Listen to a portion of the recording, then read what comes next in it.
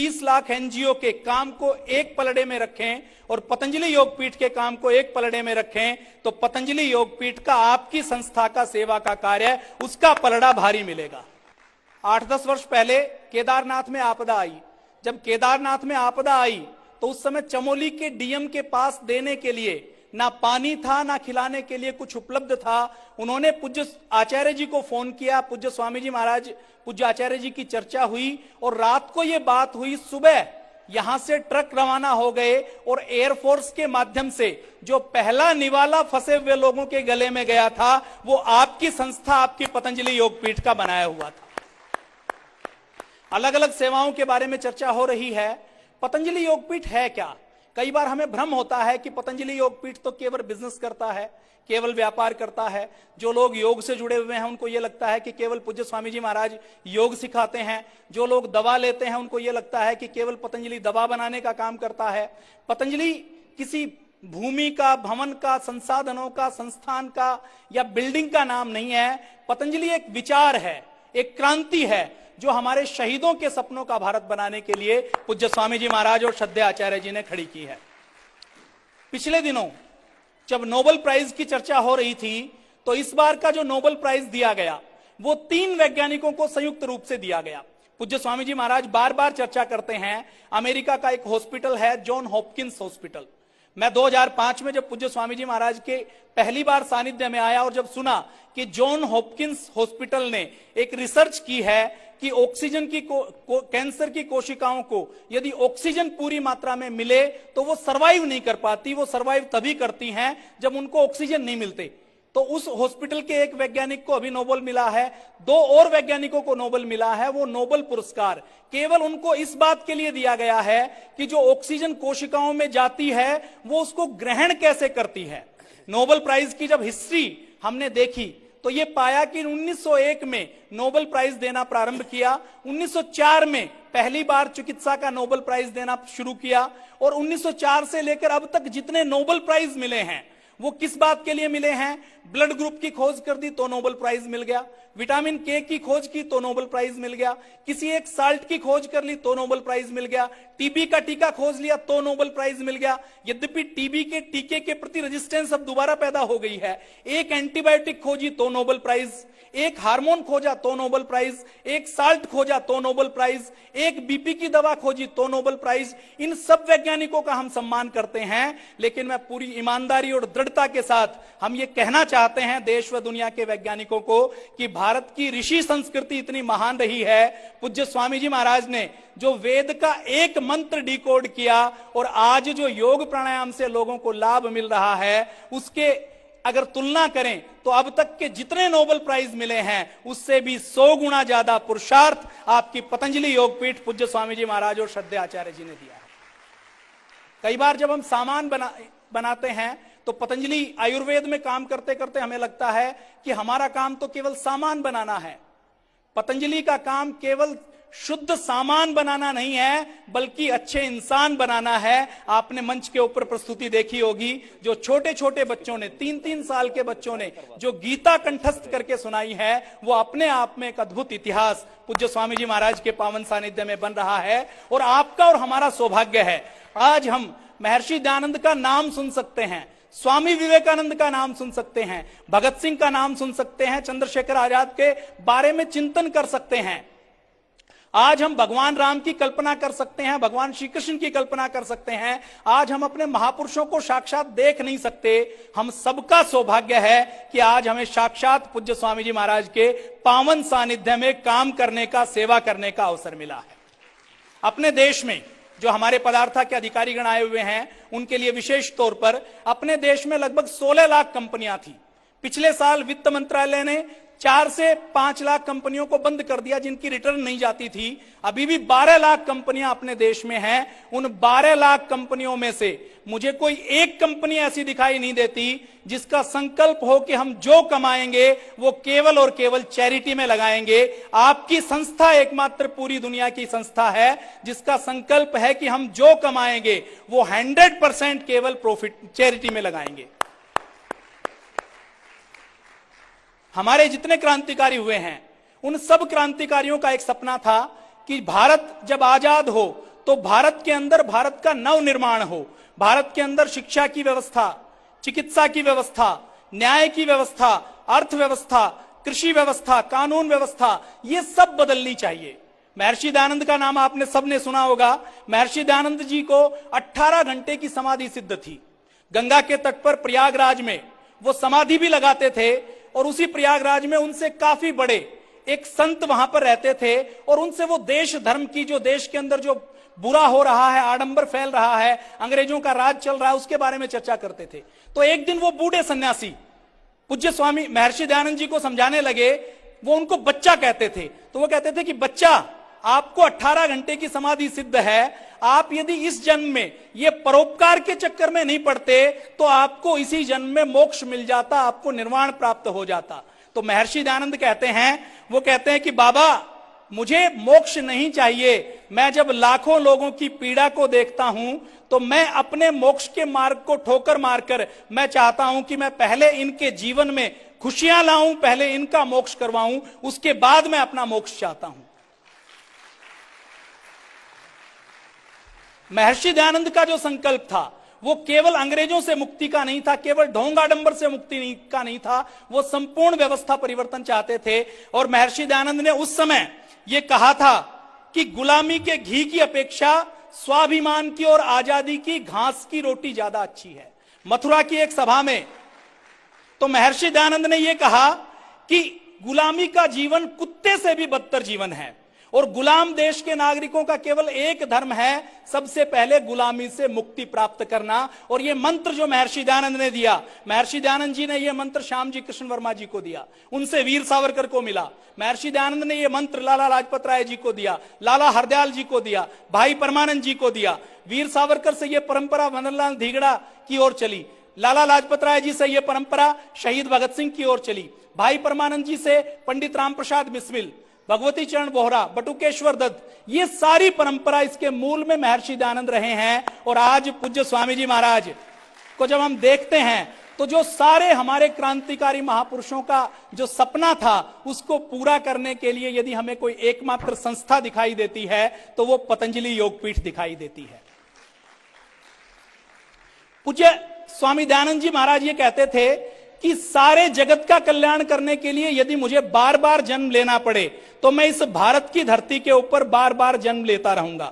आपने एक और क्रांतिकारी का नाम सुना होगा, पंडित राम प्रसाद बिस्मिल जी, जिनको पूज्य स्वामी जी महाराज खूब मानते हैं और उसको जीते हैं। पूज्य स्वामी जी महाराज के वो व्यक्तिगत जीवन के सारे क्रांतिकारी आदर्श हैं, लेकिन वो विशेष आदर्श हैं। उनको जब फांसी की सजा दी गई और जब जेल में अंतिम रात को 19 दिसंबर को फांसी दी जानी थी, 18 तारीख को जब उनके पास दूध लेकर गए तो उन्होंने कहा कि अब मैं दूध नहीं पीता, अब तो मैं भारत माता की गोदी में जाकर भारत मां का दूध पीऊंगा और इस देश की सेवा करने के लिए दूसरा जन्म लूंगा। राजेंद्र लहड़ी एक ऐसे ही पंडित राम प्रसाद बिस्मिल जी के सहयोगी थे, उनको भी 17 दिसंबर को फांसी दी जानी थी। तो फांसी से पहले वो पत्र लिखते हैं कि हमारे यहां मरना तो ऐसे है जैसे कपड़े बदलना, जैसे रात के बाद सूरज निकलता है ऐसे ही नया जन्म होता है, और मैं अब फांसी के फंदे पर झूलकर दोबारा जन्म लूंगा और अपने भारत के देशवासियों की आजादी के लिए, उनके जीवन को ऊपर उठाने के लिए फिर संघर्ष करूंगा।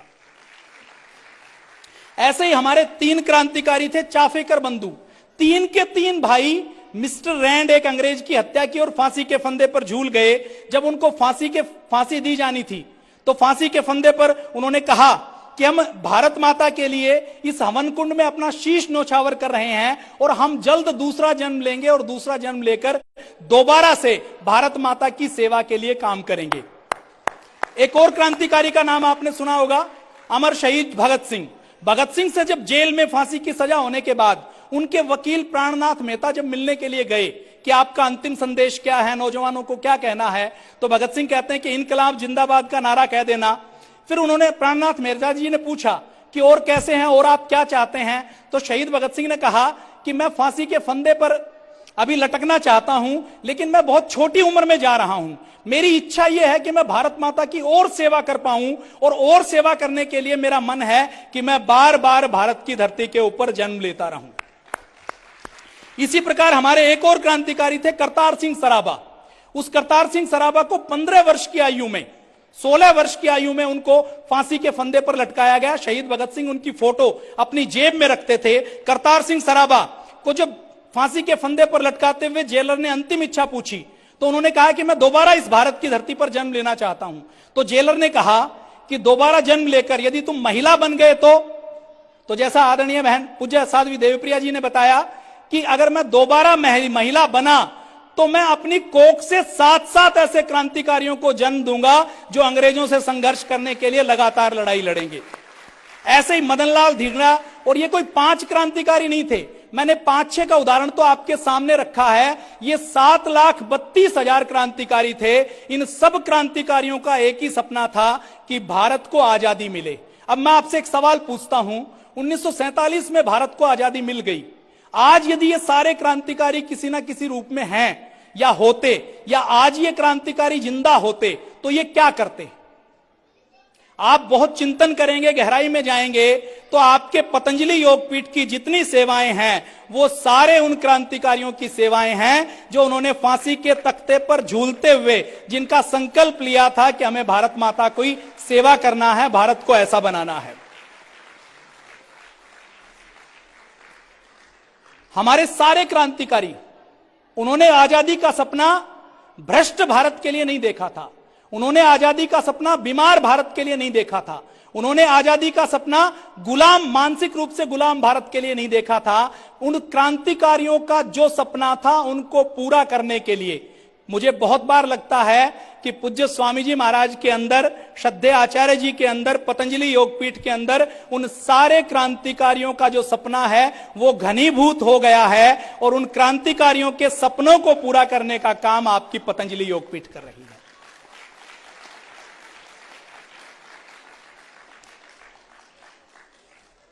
आज समय थोड़ा कम है। आपको यदि पतंजलि योगपीठ से जुड़कर सेवा करने का अवसर मिला है तो यह आपका और हम सबका बहुत बड़ा सौभाग्य है। बहुत से लोग ऐसे हैं जो पूज्य स्वामी जी महाराज के साक्षात दर्शन करने के लिए तरस जाते हैं, उनके साथ एक फोटो करवाने के लिए तरस जाते हैं। आपका और हमारा सौभाग्य है कि हमारे काम को पूज्य स्वामी जी महाराज साक्षात देखते हैं। कई बार लोग अनजाने में क्या बात करते हैं कि पूज्य स्वामी जी महाराज या पतंजलि तो व्यापार कर रही है, वो तो व्यापारी है। पूज्य स्वामी जी महाराज जब विद्रोह करते हैं तो कुछ लोग ये सोचते हैं कि सन्यासी का काम तो विद्रोह करना नहीं है, सन्यासी का काम तो सेवा करना नहीं है, सन्यासी का काम तो गुफाओं में जाकर, हिमालय में जाकर केवल तप करना है। तो पूज्य स्वामी जी महाराज व्यापार नहीं करते, परोपकार करते हैं। पतंजलि व्यापारी नहीं है, पतंजलि इस देश की सबसे बड़ी उपकारी संस्था है।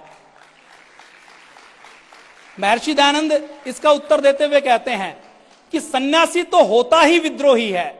सबसे पहले सन्यासी अपने आप से विद्रोह करता है, फिर अपनी इंद्रियों से विद्रोह करता है, अपनी सुख सुविधाओं से विद्रोह करता है, और जब वो अपनी सुख सुविधाओं से, इंद्रियों से, स्वयं से विद्रोह करता है, उसके बाद वो समाज के कल्याण के लिए, समाज की सेवा के लिए तैयार होता है। तो पूज्य स्वामी जी महाराज सच्चे सन्यासी हैं। महर्षि दयानंद जैसे शिष्य बनाना चाहते थे, जैसे सन्यासी बनाना चाहते थे, वैसे परम पूज्य स्वामी जी महाराज हैं। विद्रोही सन्यासी हैं। जहां उनको पाप अत्याचार दिखाई देता है वहां पर विद्रोह करते हैं। सोशल मीडिया में कई बार आप देखते होंगे कि नकारात्मक बहुत आता है। पूज्य स्वामी जी महाराज, इस देश में आज भी बात की जाए तो यह कहा जाता है कि लगभग 15 से 20 लाख साधु हैं, सन्यासी हैं। बाकी सब सन्यासी केवल माला जपवाने का काम करते हैं। बहुत से अच्छे सन्यासी हैं, वो बहुत अच्छा करते हैं, हम उनका सबका सम्मान करते हैं। लेकिन कुछ सन्यासी केवल माला जपवाते हैं, केवल गुरु मंत्र देते हैं। जब समाज सेवा की बात आती है, जब राष्ट्र के कल्याण की बात आती है, जब सामाजिक मुद्दों की बात आती है, तो वो मौन हो जाते हैं। वो कहते हैं कि ये हमारा धर्म नहीं है। पूज्य स्वामी जी महाराज महर्षि दयानंद के ऐसे शिष्य हैं, जब कभी किसी भी सामाजिक मुद्दे की बात आती है तो अपनी बेबाक टिप्पणी करते हैं, बेबाक राय रखते हैं। और आज यदि भारत में एक सात्विक सरकार है, राष्ट्रवादी सरकार है, तो उसके मूल में भी आपकी संस्था का, पूज्य स्वामी जी महाराज का तप है। उनका तप घनीभूत हुआ। आपकी इसी संस्था में, आपके इसी पतंजलि योगपीठ फेज 2 के मंच पर माननीय नरेंद्र मोदी जी को पहली बार पूज्य स्वामी जी महाराज ने चाणक्य के रूप में, अपने चंद्रगुप्त के रूप में प्रस्तुत किया, और आज देश में एक अच्छा सत्ता परिवर्तन का कार्य हुआ है। तो हम सबका सौभाग्य है अब एक अंतिम बात, चंडीगढ़ के एक रेडियोलॉजिस्ट हैं, अच्छे डॉक्टर हैं, सीनियर डॉक्टर हैं, देश विदेश में जाते रहते हैं, अलग अलग सामाजिक संगठनों का भी बहुत अनुभव है। उनके साथ जब बैठना हुआ तो चंडीगढ़ में जब गए तो वो बोले कि मुझे आज पूज्य महाराज जी के दर्शन करने का अवसर मिला है, मेरा बड़ा सौभाग्य है। मैंने कहा कि आपका इतना मन कैसे किया? तो उन्होंने कहा कि इस देश में सदियों में ऐसा कोई महापुरुष पैदा होता है जो स्वभाव में परिवर्तन करता है। पूज्य स्वामी जी महाराज ऐसे महापुरुष हैं जिन्होंने भारत के स्वभाव में परिवर्तन किया है, भारत के लोगों के स्वभाव से आलस्य को खत्म किया है, उनको योगी, निरोगी और उपयोगी बनाया है। तो हम सबका बहुत बड़ा सौभाग्य है कि पतंजलि योगपीठ से हम जुड़े हैं। और संस्था की सेवाओं की बात करें तो मुझे लगता है कि उसके लिए पूज्य स्वामी जी महाराज से ये निवेदन और प्रार्थना करेंगे कि हमारे जितने भी जुड़े हुए भाई बहन हैं उनके लिए उनका जब समय मिले या हम आपस में बात करें, सोशल मीडिया से आप सब जुड़ें और पतंजलि की जो सेवाएं हैं उनकी यदि बात करें तो उनके लिए 8 घंटे का कम से कम समय चाहिए। क्योंकि एक बात याद रखिए कि एक पलड़े में 30 लाख एनजीओ जितनी सेवा करते हैं उसके बराबर आपकी संस्था, आपकी पतंजलि योगपीठ करती है। बोलिए भारत माता की।